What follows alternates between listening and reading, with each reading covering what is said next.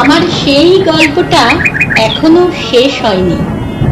শোনো, পাহাড়টা আগেই বলেছে ভালোবেসেছিল মেঘকে, আর মেঘ কিভাবে শুকনো খটখটে পাহাড়টাকে বানিয়ে তুলেছিল ২৬ বছরের ছোকরা, সে তো আগেই শুনেছ। সেদিন ছিল পাহাড়টার জন্মদিন। পাহাড় মেঘকে বলে, আজ তুমি লাল শাড়ি পরে আসবে।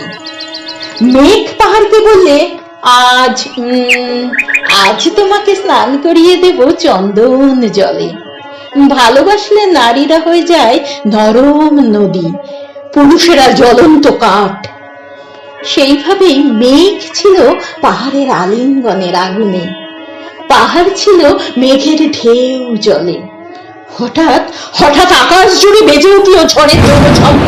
ঝাঁকড়া চুদুরিয়ে ছিনতাইয়ের ভঙ্গিতে ছুটে এলো এক ঝাঁক হাওয়া। মেঘের আঁচলে টান মেরে বললে, ওঠ ছুরি, তোর বিয়ে। এখনো শেষ হয়নি গল্পটা।